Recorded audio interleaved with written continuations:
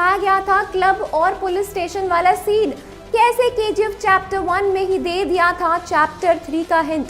Video start करने से पहले आप लोगों को एक इम्पोर्टेंट बात बताना चाहती हूँ।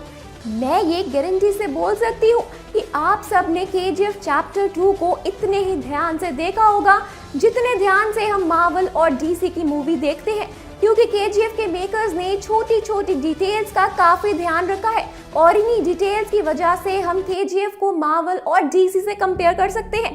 अगर आपको याद होगा तो केजीएफ 1 में 2 सबसे शानदार सीन थे जो 1981 ईयर के बताए गए थे। पहला पुलिस स्टेशन वाला सीन जहां पुलिस वाला रॉकी से उसका लाइसेंस मांगता है, और दूसरा क्लब वाला सीन जहां रॉकी दरवाजे पर बैठकर M16 के सारे गुंडों को मार देता है। तो आज हम इन्हीं दोनों सीन के बारे में बात करेंगे और जानेंगे कि ये दोनों सीन से केजीएफ के फ्यूचर का क्या हिंट मिलता है।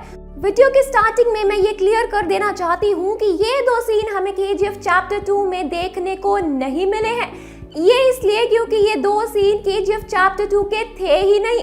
आपको याद होगा जब आनंद सर ने इन सीन को बता रहे थे तब वो न्यूज चैनल के ओनर से पूछते हैं कि क्या मैं आगे निकल गया था, तो वो कहते हैं कि बहुत आगे।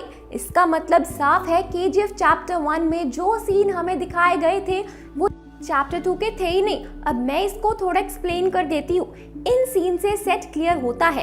अगर ये सीन केजीएफ चैप्टर 2 में नहीं दिखाए गए थे तो ये सीन केजीएफ चैप्टर 3 में आएंगे, तो वो कैसे?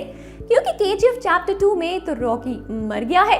अब यहीं पर हम सब मार खा रहे हैं दोस्तों।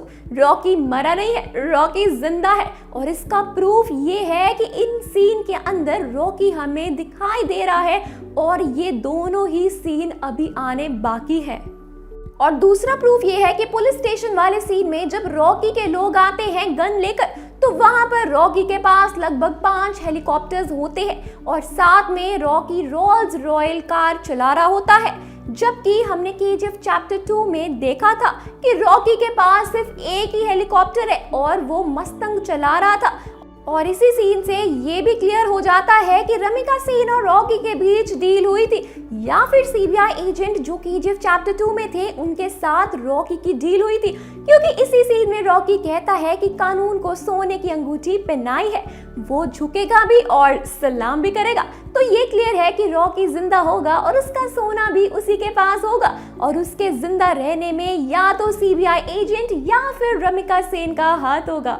अब बात करते हैं क्लब वाले सीन की। तो इस सीन में ये तो क्लियर हो जाता है कि केजीएफ यूनिवर्स बन रहा है और सलार केजीएफ से कनेक्टेड है, क्योंकि इस सीन में जैसे कि मैंने आपको पहले बताया था फ्रेंड्स, रॉकी सप्लायर से M16 ऑटोमेटिक गन ले रहा होता है और ये वही गन होती है जो रॉकी के लोगों के पास होती है पुलिस स्टेशन वाले सीन में, और सलार के पोस्टर में भी यही गन होती है। तो इससे ये क्लियर हो जाता है कि सलार और केजीएफ जुड़ी हुई है और सलार रॉकी का कमांडर बनेगा।